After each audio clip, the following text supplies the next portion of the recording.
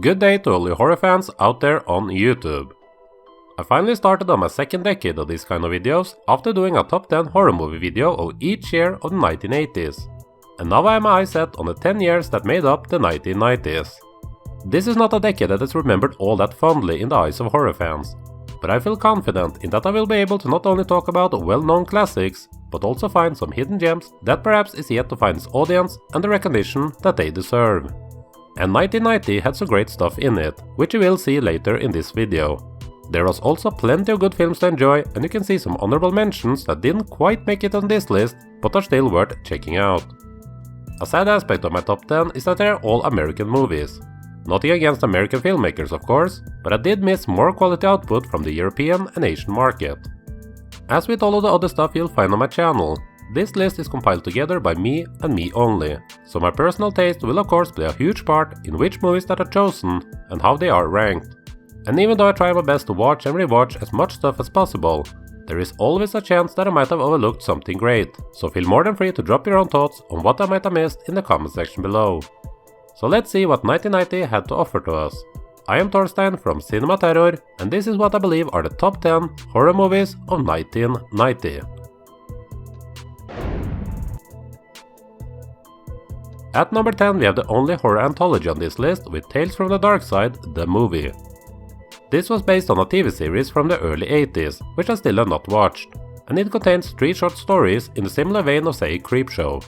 In fact, one of the short stories, Cat from Hell, written by George Romero, was written for the second Creepshow movie, but was cut out due to budgetary reasons. All 3 stories, including the intro and epilogue, was directed by John Harrison, who had done 8 episodes of the original television series. The story is told by a young boy to buy himself some time for getting cooked and eaten by a witch, played by Deborah Harry. They're all solid stories, but the standout for me is the final one, Lover's Vow with James Remar and Ray Don Chong. Tales from the Darkside the movie is fun watch for anyone who enjoys a good horror anthology, and there was originally plans to create a sequel for this, as it did do pretty decently, but it sadly failed to come into fruition.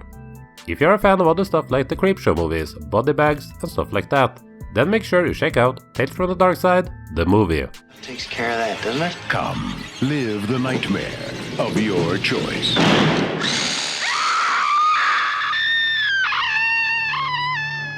Tales from the Darkside.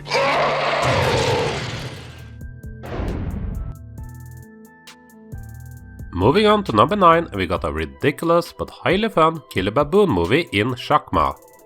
The poor baboon named Chakma has been the victim of some experimental drug research, making him both intelligent and ravaging mad. He gets loose and starts to stalk a group of medical students who are staying late at their medical school to play some sort of adventurous role-playing game. So the movie is basically just Chakma running around causing terror to these medical students, and it is hilarious to watch. Chakma is the cutest thing ever, and even though they try their best to make this little guy come off as threatening, it's hard to take it seriously as you will obviously be rooting for Chakma instead of these unexciting human beings. I'm not saying Chakma is great or even a good movie, it has poor characters, run way too long at 100 minutes, and the intended humor are quite weak. But if you enjoy bad movies with high entertainment factor, then you should definitively grab some beer and some like-minded friends and check out Chakma. Rory Myers from TV's Kate and Alley, featuring Roddy McDowell as Professor Sorensen. And Chakma, shocking audiences everywhere. Chakma!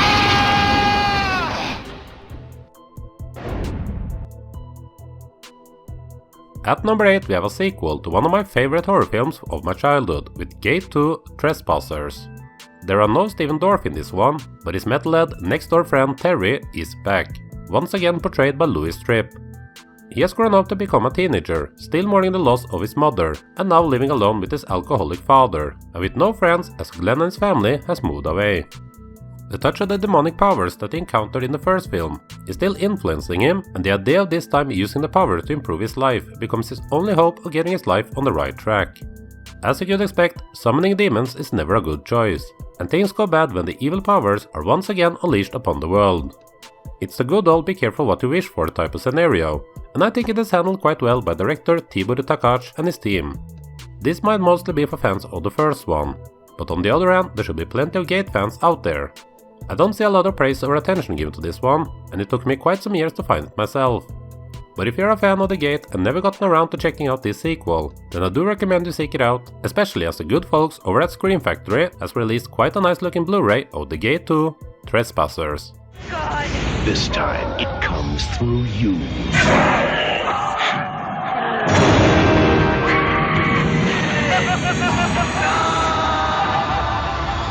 Gate 2.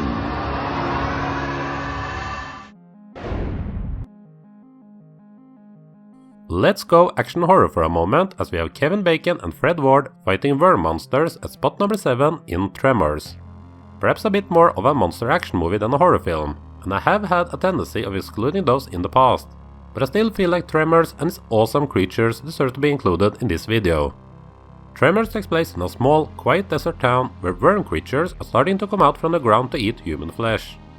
When I was a kid, I actually thought Tremors was connected to Jaws in some type of way, as Jaws is known as High Summer here in Norway, translating into Shark Summer, while Tremors was released as Mark Summer, basically Worm Summer. The idea of creatures attacking us from underneath the ground we walk on are incredibly scary, but in Tremors it is played off more in a fun way, as there are plenty of comedy present, and it is not a movie that takes itself all that seriously. Surprisingly enough, Tremors is a franchise that is still alive today, with a TV show and a total of 5 sequels to date, with the last one, Tremors: A Cold Day in Hell, being released as recent as 2018. I haven't seen a majority of them yet, but the first one is an enjoyable movie to put on if you want to have solid entertainment for 95 minutes.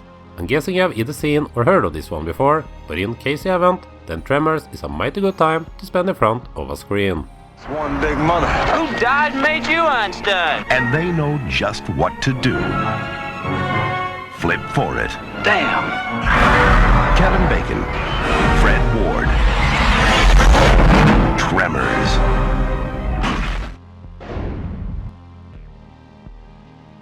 Moving on to number 6, and we have another big release of 1990, yet again with Kevin Bacon, this time in Flatliners.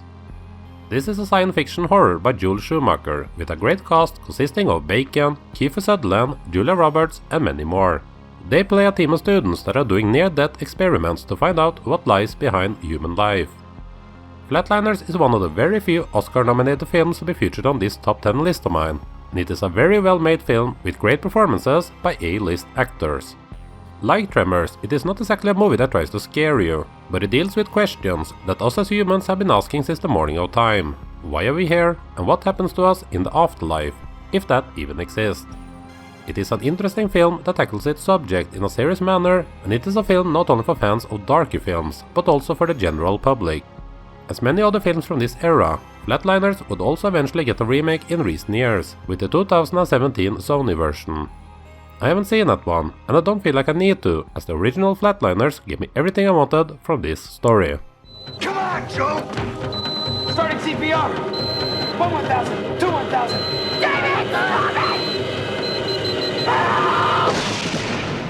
Flatliners. Some lines shouldn't be crossed. We are halfway done already, and it's time to say hello to the good guy himself, Chucky, at spot number 5 with Child's Play 2. Parts of Chucky is still laying around after the events of the first film, and of course he gets reassembled, ready to once again hunt down the young Andy Barclay to take over his body and soul. Andy has not exactly had the easiest life after coming across the red-haired killer doll, and he is now in foster care while his mother has been put in a mental hospital. It is common that a sequel doesn't live up to the original, but there are a handful of small instances where a sequel will be able to rival or go past it in quality. Now I'm not saying that Child's Play 2 is as good as the first one, but it is close, very close. I like this way more now than what I did when I was younger, and I appreciate its fast storytelling that makes the 84-minute running time fly by pretty quickly. It is of course more of the same, but if you are a fan of Chucky, and how can you not be, then Child's Play 2 delivers a satisfying continuation to the story of our favorite killer doll of all time. This fall, Chucky rules. Did you miss me, Andy? I sure missed you. Child's Play 2. Keep an eye out for it.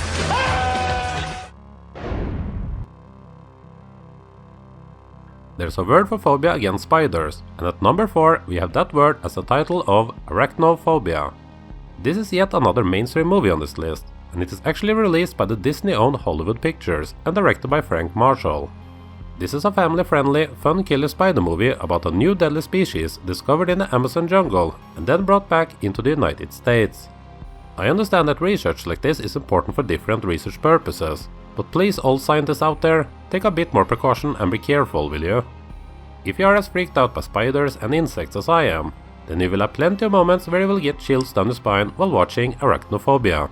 It lives up to its title, and while it might not provide the blood and guts that many horror fans will prefer, Arachnophobia is a great film to use as an introduction for younger potential horror fans as a starting point. It has a Spielbergian and a safe tone to it that makes it acceptable for people of all ages, and that's not always a bad thing. So if spiders are scary creatures to you or someone young that you want to watch a movie with, then you can't go wrong with Arachnophobia. Hollywood Pictures and Amblin Entertainment present Arachnophobia. 8 legs, 2 fangs, and an attitude. Perk up, Lloyd. If we find the spider that did this, you can arrest him. At number 3 we find a much more adult horror film in Jacob's Ladder. This is a psychological horror movie starring Tim Robbins as a Vietnam War veteran who are experiencing surreal and dark hallucinations, which sets him on a mission to find out why this is happening to him and what it all means in order to save his sanity. Now Robbins is amazing in this, and together with the fantastic and haunting visuals, it all comes together to become a thrilling experience that are quite unlike anything else. This wasn't the first success for the British director Adrian Lyne.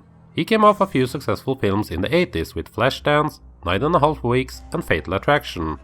Together with his crew he delivered one of the most solid films of 1990 regardless of genre. Just like with previously mentioned Flatliners, Jacob's Ladder would also eventually get a remake with a new version emerging in 2019. And just like with the Flatliners remake, I haven't checked out the remake to Jacob's Ladder either, and lack any interest in doing so. The original Jacob's Ladder is however a film I can come back to several more times to find new, interesting stuff. So if you haven't seen this one yet, and horror with a more psychological twist to it is your cup of tea, then make sure you check out Jacob's Ladder. What are you then? I'm alive.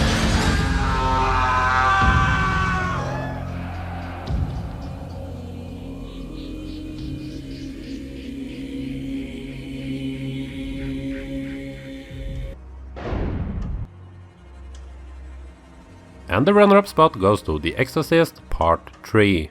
This followed up the much maligned sequel to the all-time classic The Exorcist, and the third one did redeem the reputation of this franchise, all until the bizarre 2 different Part 4s with Rennie Harlin's Exorcist The Beginning and Paul Schrader's Dominion, prequel to The Exorcist. The Exorcist Part 3 is based on William Peter Blatty's 1983 novel Legion, and Blatty himself took over the directorial job for this adaptation. His first directorial job since his debut 10 years earlier with the Nin configuration. The Exorcist Part 3 is set 17 years after the events of the first film, and this time we follow William F. Kinderman, portrayed in this one by the great George C. Scott. The demon Pazuzu is not done tormenting people, and it makes quite a grand return in this story. The Exorcist 3 has some scary moments, one of the best jump scares of all time, and is a respectable follow-up to one of my absolute favorite movies. You can easily skip the second film if you want and just look at this as a second addition to the Exorcist saga. It actually received mixed reviews upon release, but has gained the love of horror fans over the years and is now considered to be a great film that can stand on its own. Scream Factory released a sort of director's cut of this in 2016, and that's definitively a must-have release for anyone who loves The Exorcist Part 3. This time you're going to lose. The real terror is back. George C. Scott in William Peter Blatty's The Exorcist 3.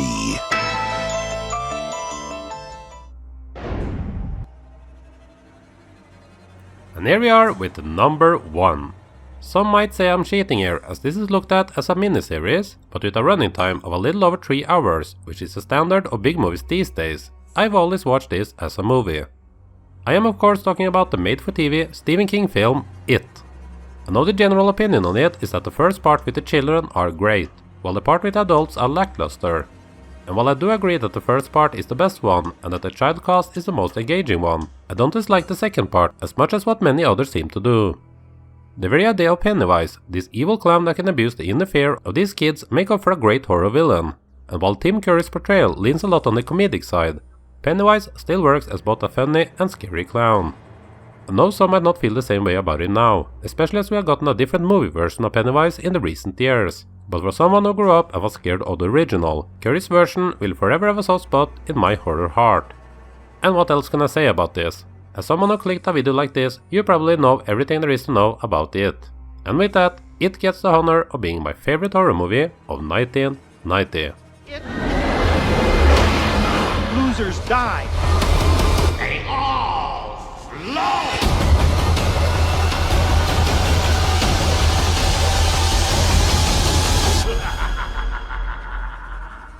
So that was my choices for the 10 best horror movies of 1990. What were your thoughts on this list? Which movies did I leave out that you feel deserve to be included?